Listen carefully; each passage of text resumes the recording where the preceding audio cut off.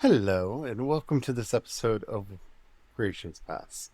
Today, we're going to talk about something a little bit more esoteric, something a little bit deeper.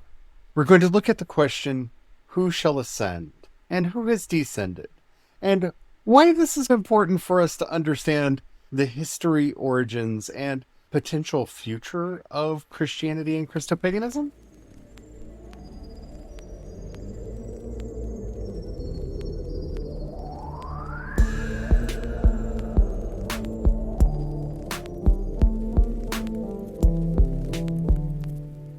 Hello everyone, my name is Charlie. I am a non-binary sci-fi fantasy writer, and I am joined today by my wonderful husband, Brian. Hello. Today we're going to be talking about something a little bit, like I said in the intro, esoteric. I don't want anybody to get worried. I am not expecting people to be a master of hekhalot mysticism or merkava mysticism, or to even know what either of those two words I just said mean. It's important, though, that we understand this, because the origins of Christianity have been swept under the rug, so obscured by an imperial tradition that came along later. We have forgotten where it actually came from and the arguments that were actually happening in the first century. Well, I guess the first 5 centuries, but really for our sake here, we're talking about the first 1 to 3 centuries of the church. This colors everything. It goes to the question of who is Jesus.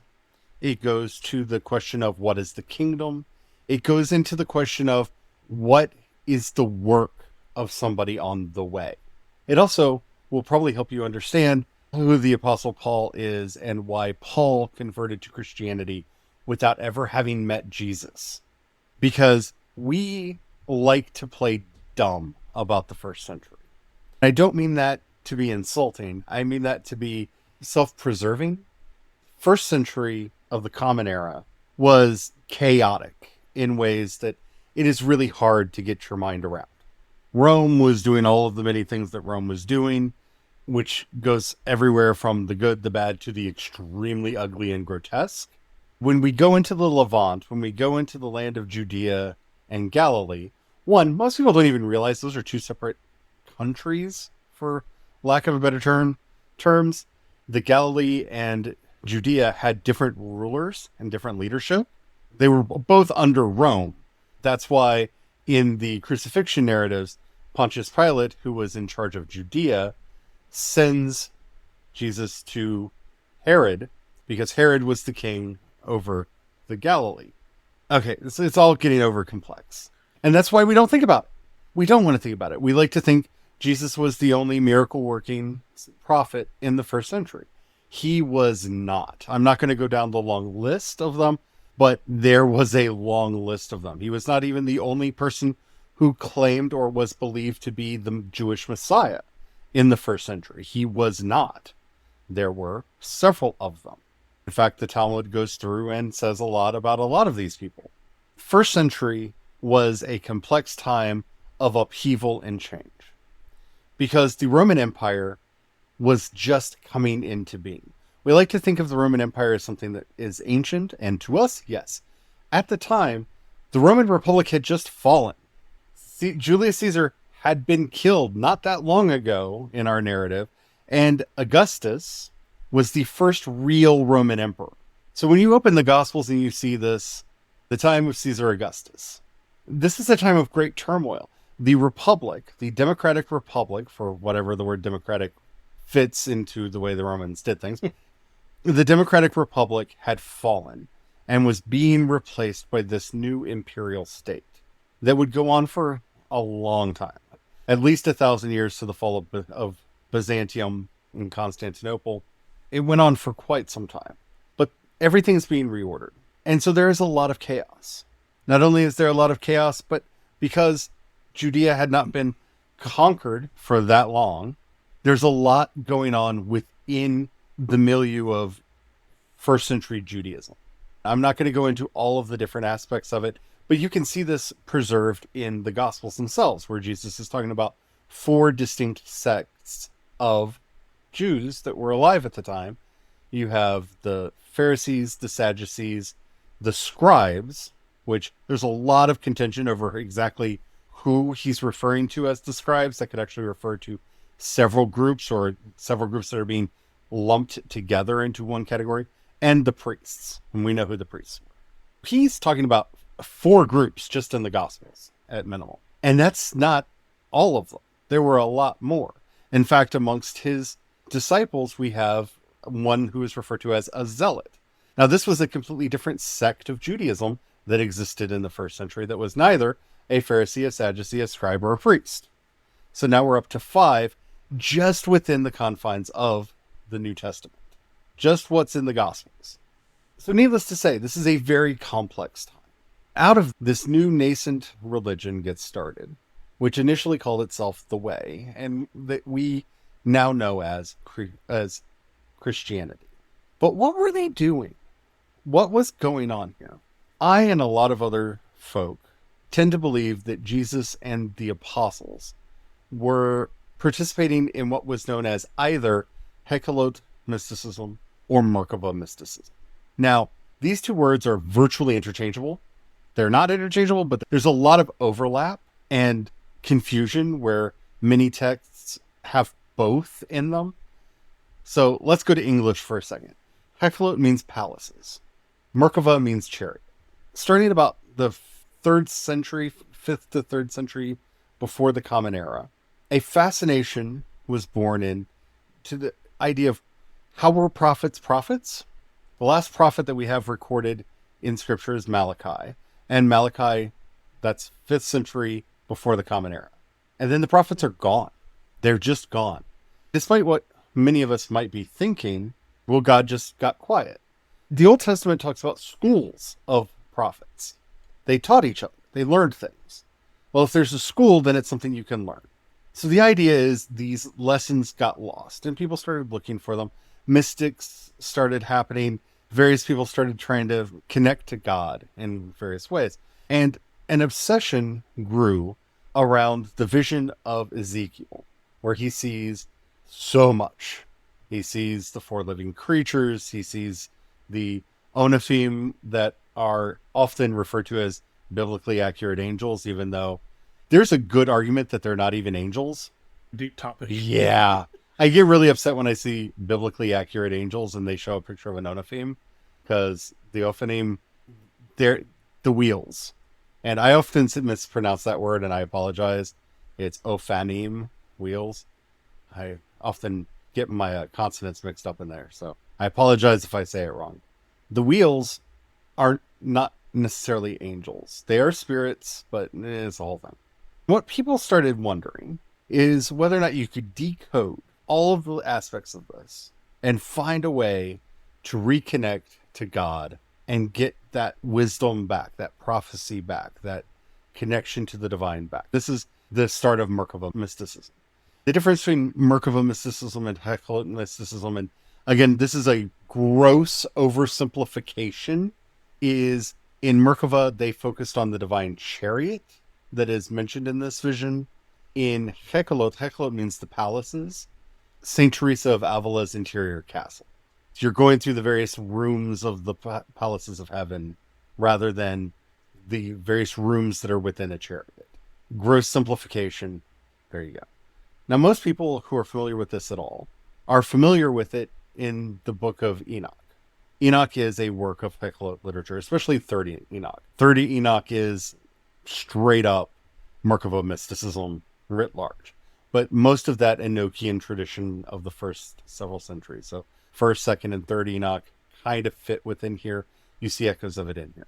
The whole point of this is the descenders. They often refer to themselves as descending rather than ascending. One of these days, we'll probably do a deeper dive into this. If you want more, Justin Sledge over at Esoterica has a wonderful episode called The Esoteric Origin of Christianity, where he goes into a lot of this. He's also got quite a few deep dives into the topic. I'm trying to be as simple as I can, and I'm already halfway through the podcast, and I'm still doing introduction. Yeah, it's a big topic. People spend entire lifetimes studying it. Trying to do the Cliff Notes version would probably take a year of study. The Cliff Notes is like maybe a couple hours long. Several of Justin's episodes are several hours. dives into it just to get the cliff notes of the cliff notes. Suffice it to say, the mysticism that arose had a couple key aspects to it. You're rising up through the heavens, there are angels all over the place, and there are passwords that you have to give. Various things that you have to be able to say and answer to get past each guardian at each stage to ascend. What's really remarkable and of note here is how much this looks like early Christianity and how much early Christianity is struggling in this milieu. The Apostle Paul very clearly uses a lot of phrases that are terms from merkava mysticism and hekhalot mysticism in his theology. He very clearly was a practitioner. In fact, when he tells his story about rising up into the third heaven, where he sees Jesus. Now, this is a big thing here. The third heaven is one of the, depending on which system you employ, middle to high tier heavens. The number of heavens varies in the system of practice, but the third heaven in most of these is the paradise. This is the Garden of Eden. This is where you're first starting to see the perfection of all things. So he's called up into the third heaven. He sees Jesus, and he uses a lot of merkava language here. Now, why am I struggling on this? Because this is core to everything within Christianity. And I think where people get lost, because we've lost this connection to our Jewish roots. They were forcibly cut off in the 3rd to 5th century. So we don't have this context anymore. So much of Christian theology is rooted in this idea of ascent and descent. We have just talked about the Transfiguration, where the apostles ascend the mountain and see Jesus at the top of the mountain talking to Moses and Elijah. This is very much in line with the spirituality of the first several centuries of Judaism and how it's being wrestled with in early Christianity. We're about to talk about the Assumption of Mary, where Mary is going to be taken into heaven. This is a very old idea, by the way. Don't let anybody trick you on this. Yes, it was only made dogma, like official dogma of the Catholic Church in the 1700s, I believe, 18th century. But the earliest recorded story of this comes from the 3rd century. This is an idea that goes way back in Christianity. Just because that's when it was recorded does not mean that was the first time it was discussed. It's just the oldest documentation we have of this idea is from the 3rd century. But ascend, descend. Who will ascend? Who will descend? This language keeps showing up.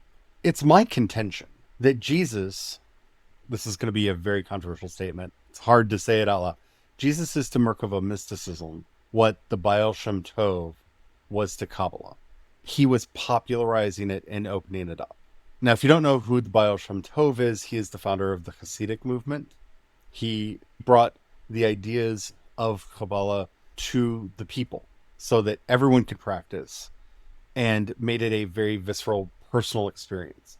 You didn't have to go away. You didn't have to seclude yourself and go into all of the study. You still can, but certain aspects of it are now public. They're something for all of us to engage in.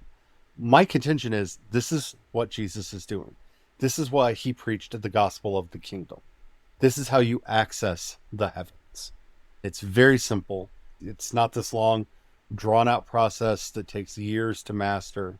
You can just do it. He's teaching a very personal, accessible form of this mysticism. This is why one of the earliest schisms we see in the church is between the Gnostics and the proto-Orthodox. Because the Gnostics are, through a very Alexandrian lens, and that's Alexandria as in Alexandria, Egypt, are taking in ideas from Hermeticism, from previously existing sources like the Book of Jude, which predates Christianity in at least some of its ideas, is trying to take this idea of the ascent into the heavens and is laying it out in a Greek way. In fact, we see this later in the New Testament with stop worrying about all your endless genealogies and mythologies. We would like to think that's about Gnosticism. We don't see anything that we would call Gnostic that early. We do see this merkava mysticism, which had these endless cycles of emanations from God, from paths and steps that you have to take to go up into the divine. We see this being addressed even in the Gospels. So earlier today, I was talking to Brian, and we were talking about this passage in John 3. Now, John 3 is very important because this is where John is laying out the gospel. Jesus is sitting talking to Nicodemus. They're having their long thing. This is where the passage from this you probably know because you've heard it so much. The John 3:16, for God so loves the world that he gave his only begotten Son, that whosoever believes in him shall not perish but have everlasting life. Yeah, John 3. This is also the passage where he says that people must be born again. That's where that language comes from, because this is the mission statement of John's gospel. He's laying out in this discourse between these Jesus and one potential disciple who's thinking about joining, who very importantly is a member of the Sanhedrin, so a very prominent Jewish leader. That's important for what we're about to talk about. And Jesus says something very specific here that to me is very much addressing this idea of merkava mysticism. If I told you earthly things and you don't believe, how will you believe if I tell you heavenly things? No one has ascended into heaven, but he who descended out of heaven, the Son of Man, who is in heaven. Why would Jesus say that? If you don't know the environment in which Jesus is teaching here, this is a very weird statement to just be in the middle of this passage. He's already told us some crazy things, like you have to be born again. You have to be born of water and fire. This is some very heavenly things. But now, all of a sudden, no one has ascended into heaven except for he who has descended. Now, first of all, I think when we're studying the Gospel of John, this is where we're looking at the teachings of the body of Christ, not necessarily the historical Christ. John is the last of the Gospels to be written, of the canonical Gospels to be written, and was written in about 90 CE. It's written after the fall of the temple. Much of the Gospel of John is this early Christian movement wrestling with its Jewish counterparts. In fact, some of the most anti-Semitic things, with the exception of the most anti-Semitic thing, which is in the Gospel of Luke. We can talk about that if you want. We can do an episode of anti-Semitism in the Gospels, because there's a lot of it. But a lot of the anti-Semitic ideas come in here. Some of them are straight up anti-Semitic, such as, you are the children of the devil. No. And we need to be able to weed those ideas out. But this is also going directly at the Jewish community. The most popular form of mysticism at the time is this merkava mysticism, where you are trying to ascend. Now, this shows that whoever wrote this passage was not familiar. They called themselves descenders. They descended into the chariot.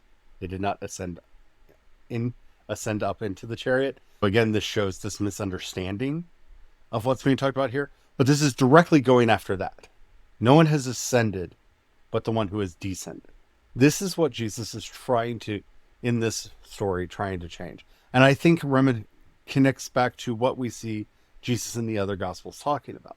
That we can have access to the divine without all of these passwords and deep esoteric practices. And when I say deep esoteric practices, we're talking about sitting in a room and chanting for hours, if not days, in hopes of maybe, possibly, having a vision.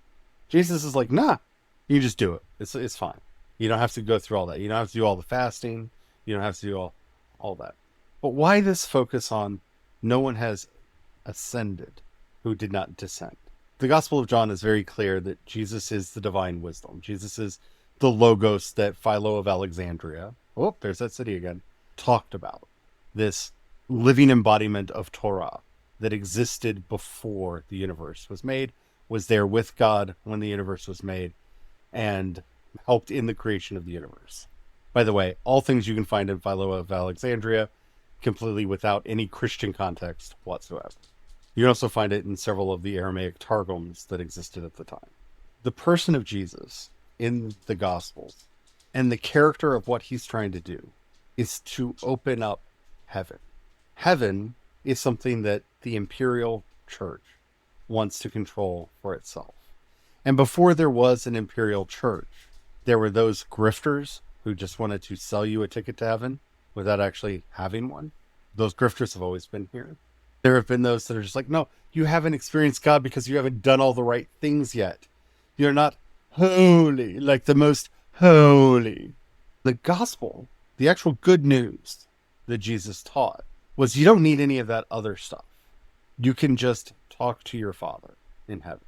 We either also get into the debate over whether Abba means Father, but that's a debate for another time. Abba could also mean source. It doesn't necessarily have a gendered patriarchal meaning, but Aramaic is a fun language. But who shall ascend? No one has ascended except for the one who has descended.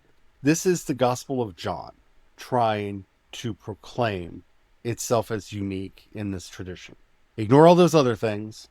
The Gospel of John's very big on trying to combat this proto-Gnosticism that's going around, which is this Christianization of the merkava mysticism that was going around with some of the aspects of the Greco-Roman magical system that was around at the time and kind of the Hermetic system that was around at the time. It's important for us. I know this seems very disjointed, but again, we're trying to make these like 30-minute episodes, and I'm trying to give a very big idea in a very short period of time. This is what's going on here. And it's important because when we talk about the assumption of the Blessed Mother into heaven, or the ascension of Jesus, this is all connected here in this gospel with the image of baptism. See, Jesus descended from heaven. You can too. It's called baptism. You're baptized by water, and then you're baptized by the Holy Spirit, which is baptism with fire. Now you have descended and you too can ascend. This is the core idea that we see throughout the Gospels and throughout the book of Acts. You've been baptized. Oh no, look, you're having visions left, right, and center. There are angels everywhere. Now I would tell you that once you accept the idea that there are angels everywhere and you start allowing yourself to perceive them, you'll start noticing that there's always been angels everywhere. But sometimes you need somebody to give you that permission. That's really what the good news is in this context. Well, especially permission becomes important when you're sitting in a culture, in a society that has already spent a lot of time going, you don't have permission unless you have paid access to this group or that group, bought your permission. And so it creates a psychological block in one's own head. They've been conditioned to refuse themselves permission. This really does liberate that. Remember, in Judean religion at this point in time, only one person could even enter the presence of God. That's the high priest. And he only did that once a year and had a rope tied around his waist in case being in that presence made him die. All of the home shrines had been removed. All of the other temples had been removed. There used to be a lot of temples. This is actually what happens when you're reading Josiah and all those others. They're going around destroying all of the other temples of God. There used to be a lot of temples. Yeah. Now there's only one. It's that unification that's happening at the end of the Davidic dynasties. Well, this works when everybody lives in a very small region. But Judaism at this point had spread, and people were looking for other ways. You can't go from Alexandria to Egypt easily. You can't go. We know that there were Jewish trade settlements in Gaul, for example, which that's all the way over in modern day France. Traveling from France all the way back to Jerusalem is just not something you can do. So this new synagogue, it's not a temple. It's a place where you get together and talk. It's literally what synagogue means. The place where you get together and talk. Required a new form of mysticism, a new form of relating to the divine. And rabbinic Judaism hadn't come about yet. It's just starting to form. During this time period, Hillel, who founded the Pharisees, who would then go on to found rabbinic Judaism, his student Gamaliel is the one who teaches Paul. Paul was a student of Gamaliel, who was a student of Hillel. Everything is up in the air right now. Most of the paradigms we know now did not exist then. So who shall ascend? If we're to go to the Psalm, in Psalm 24, verses 3 through 4, the psalmist, in a very different context, but one that was often used in these mystical traditions, asks and answers this question. Who may ascend to Hashem's hill? Who may stand in his holy place? He who has clean hands and a pure heart, who has not lifted up his soul to falsehood, and has not sworn deceitfully. Jesus would say, anyone who does it in my name. This is a lot of what we're going to be talking about in general. If you want to do some deep dives, I highly recommend you go over to YouTube and check out Justin's wonderful channel, Esoterica, where he will go into the documents and into the history of this. We're not going to be doing that kind of deep dive. We're just going to be looking at it on how it connects to this Christianity and what I lovingly refer to as Christopaganism, trying to connect back to our roots. But we can also say here that if there is enough demand for it to become a class in of itself, it would be a good place to put it in the comments or send a message or something to let us know, so that we know the first several classes that we want to do, but this would definitely be better handled as a deep dive, as an actual class, structured thing. So I hope this gave you a basic understanding, because I'm going to use some of these terms, some of these ideas a lot as we're talking, and I felt like, especially since we're approaching the Assumption, I may touch on some of these ideas, and I felt like we needed to just give a brief introduction. Do you have articles on Wisdom's Cry? But not all that just much. A few. Okay, I wasn't sure how much you There's had more coming. published. There's a lot. I know there's a lot in the unpublished part that's being written up still. Yeah.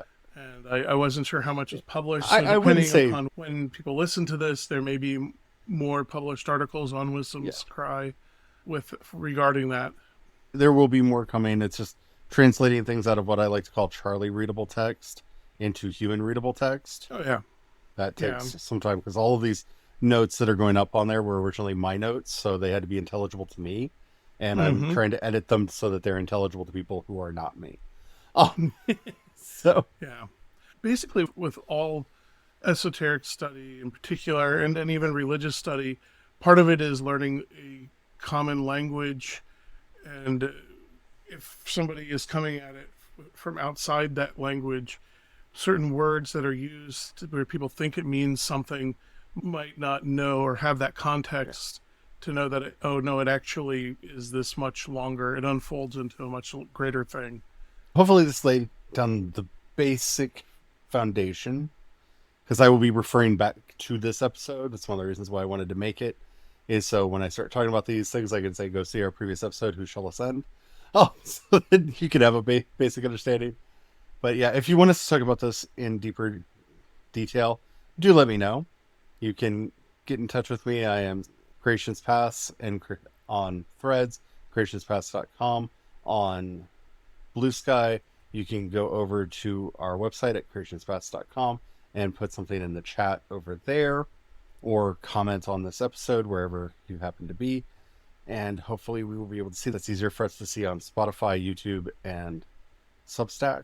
But yeah, I hope you've enjoyed this. If you can help us by sharing this with anybody that you think might be interested in it, that is great help. You can also go over to creationspass.com and join us over there. You'll get access to everything that we're doing. And if you have the pennies to sign up for a paid membership, you will eventually get the classes and things that we're doing over there before they go out to the general public. And yeah, I think that's just about it. Until next time, may the light ever bring you blessings and hope. Amen. Amen.